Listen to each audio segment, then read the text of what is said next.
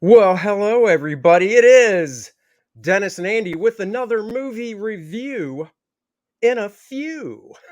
That's right. We went last night to see our latest film. We told you it was down to 3, and we wound up going to see Scream 6. That's right. We did. Hold on for a second. I always get these stupid text messages at the wrong time. Hold on. Well, guys, I think you will be pleasantly surprised when we get to go. Oh, hold on, just for a second. Hello. What's your favorite movie? Scary movie. My favorite scary movie. Oh my gosh, I'm having flashbacks. It's like deja vu. Oh my god, I have 2 of them. Star Trek 5. I'm thinking it's Star Trek 5. No, I think it's Green Lantern. I definitely have to say it's Green Lantern. Now you must die. No! I'm back. Sorry about that. That's okay. I just got a death threat. Oh my God, that is ridiculous. Dude, he asked me what my favorite scary movie was, and it was really down between Star Trek 5 That makes sense. and Green Lantern. That does not make sense at all. Oh, it is one of the worst movies. Movie, I think, is what you mean to say. Green Lantern? Yes, it is one of the scariest movies of all time. All right. Anyhow, yes, we went and saw Scream 6. That's what it came down to. Where look, Dennis and I, when we're into a franchise, and we wanted to see something fun. Nothing against Creed, which we will see at some point. Nothing against 65, which I really do want to see, but we really want to see where Scream was going to go with this new installment after the last one.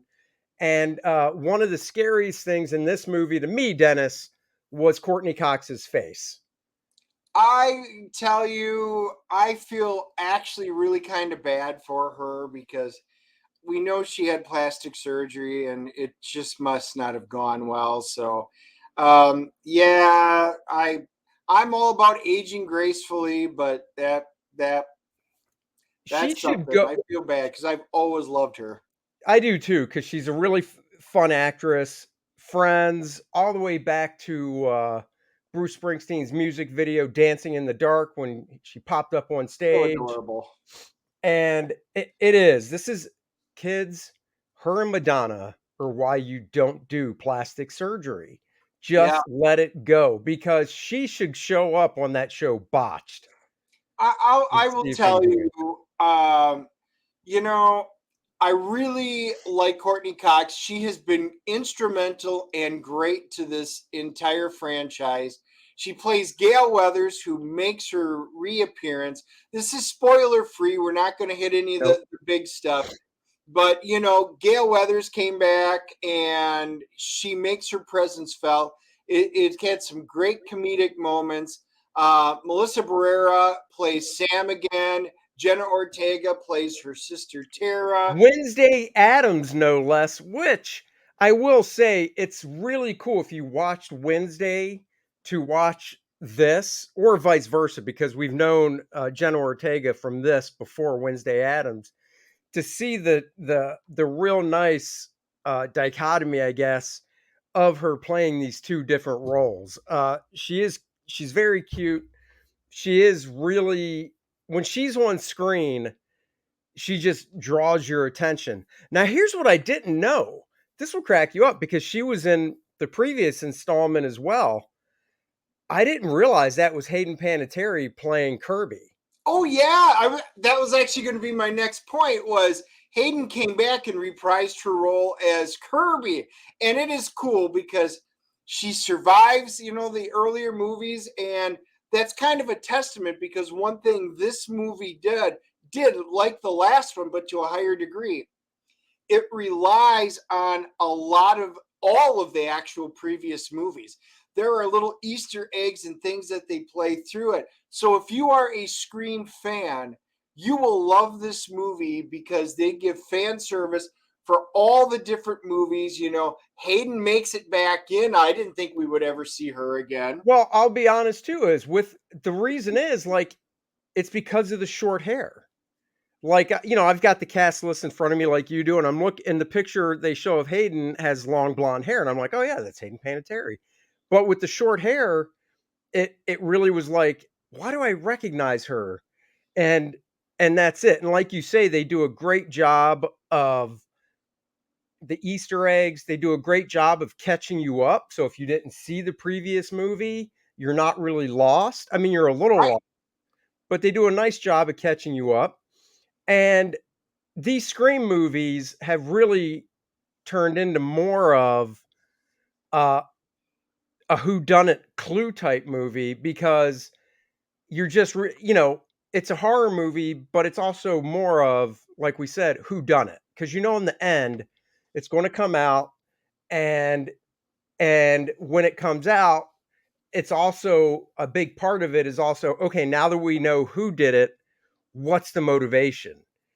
And that to me is where they really need to seal the deal, because if they do a shitty job with the reason and the motivation of why, the person decided to don the mask and do all this, it can fall apart. So as long as they do a really good job with the motivation, I think it seals it. And I think they did do a good job with that again in this movie. Yes.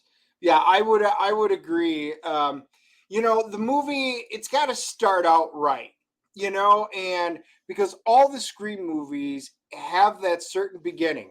Well, this one does start out with Samara Weaving as a professor and or associate professor, That's right. and her entry level, and immediately when it gets through there and her death scene sets the tone for the entire movie. It came out swinging. It hit on all cylinders. My wife and I love Samara Weaving, and we saw her like, oh my God, I had no idea she was even in this because she's not like in the trailers and stuff like this. She was awesome. It sets the tone for everything.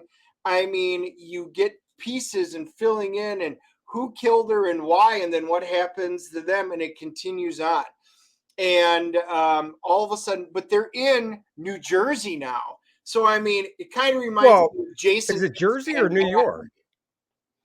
I thought it was Jersey. Maybe it's New York. I thought it was New York. Anyhow, she's going to school. Jenna Ortega, Tara Carpenter, is going to college. Sam, her bigger sister, of It's New course, York wants to City. protect her. Huh? It is New York City. Okay. So Sam, her big sister, wants to protect her, so she goes up to school, basically just to work and live to protect her sister. It's roughly a year later from the previous movie. Obviously, it's around Halloween again, and um, yeah, I mean, we're doing a spoiler-free review. We don't want to spoil anything. They just do. They do a really good job setting it up. They do a good job of reintroducing the characters.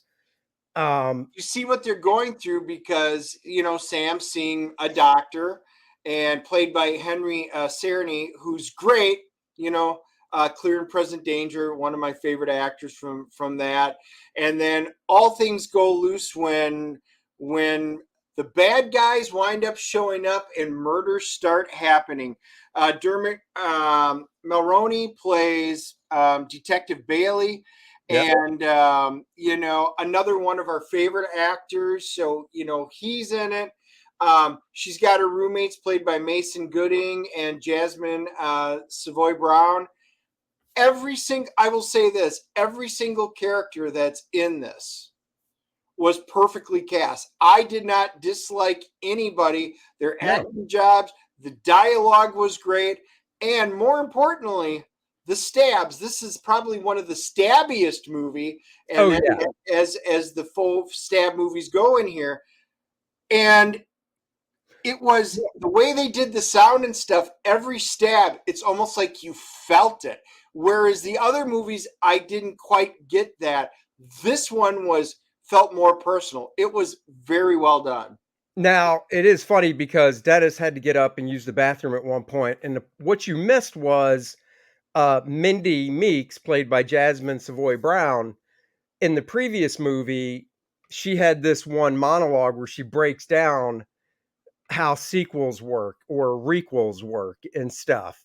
and pointing out like, oh, this character, this usually happens. So when you went to the bathroom, she was doing that again, where she's talking to basically the main cast: Jenna Ortega, Melissa Barrera, Mason Gooding, a couple of the new actors that are in it. And she's breaking it down, saying this is now a franchise. And in a franchise, all bets are off. And legacy characters like Tara Carpenter and Sam Carpenter, they can be killed now.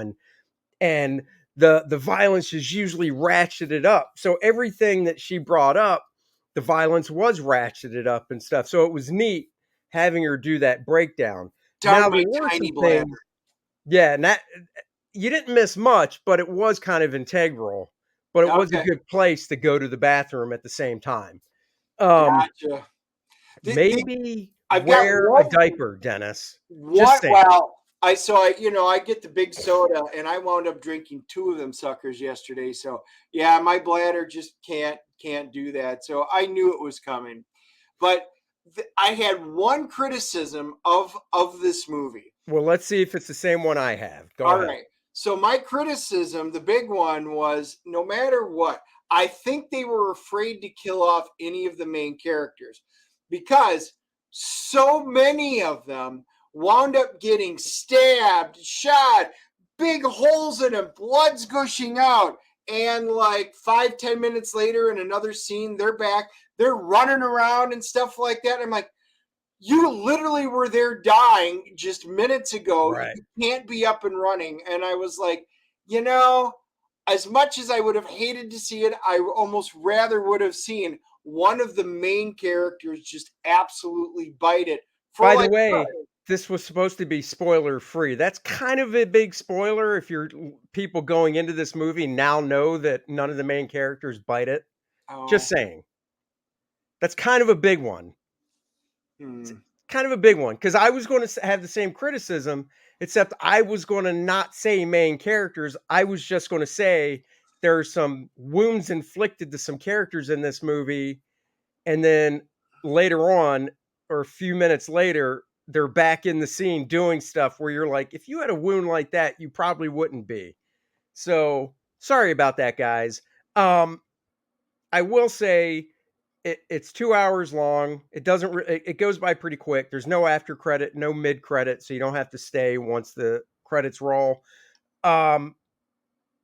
It's worth seeing if you're into the Scream franchise and you like movies like this. It's definitely worth seeing.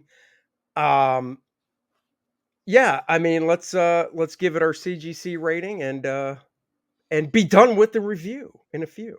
I will give it an 8.5. I thoroughly enjoyed it. I thought it hit on like all cylinders. I enjoy the franchise, but I don't know if I would say, some people were talking about it breathing new life into this. I don't know if it needed new life. I think it did a good job of harkening back. So, I thought it's solid. We saw it in 3D. And it is not necessary to spend the extra money in 3D on this. No. It's a good film. It's good to see it on a bigger screen, but 3D, not so important. No.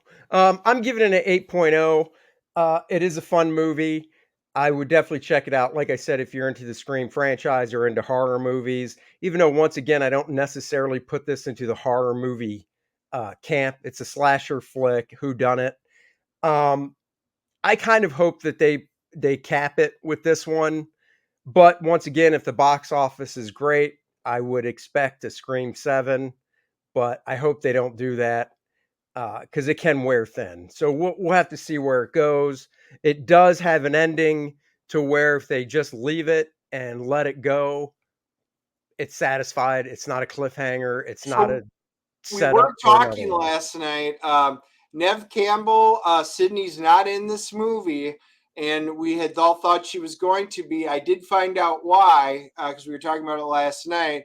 Apparently, there was a contract dispute, and they weren't willing to give her the money she wanted, so she walked.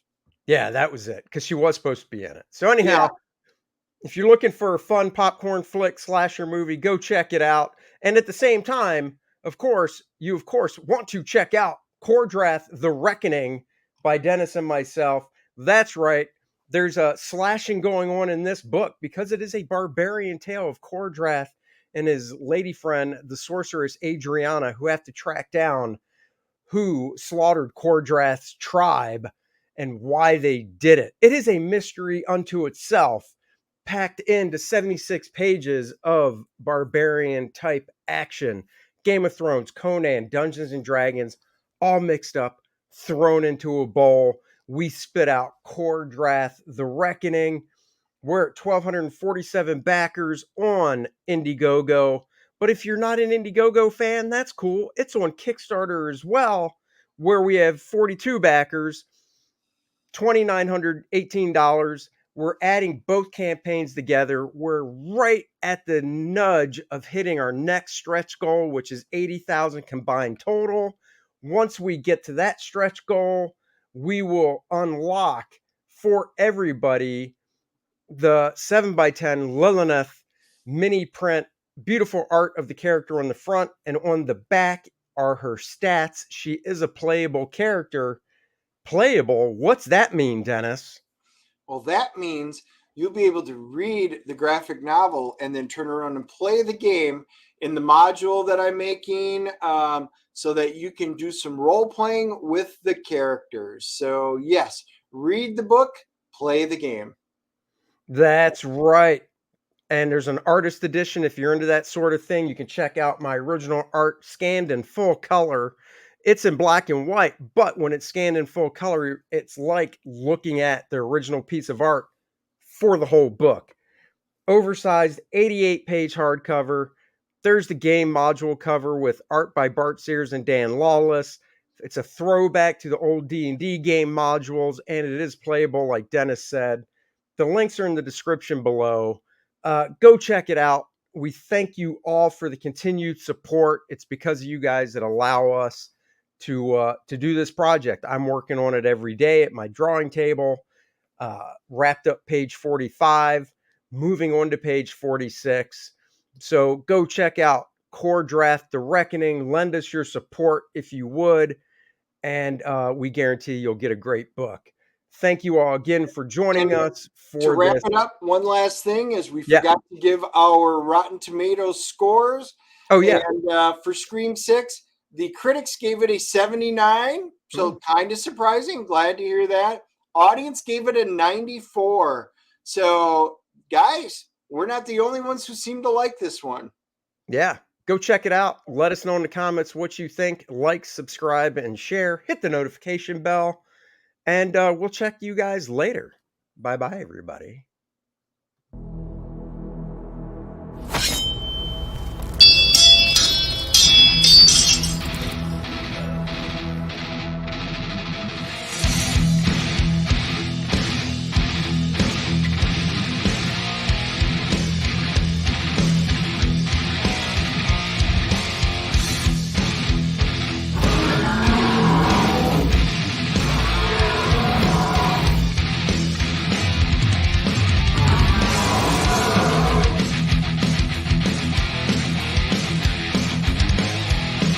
Certified Badass.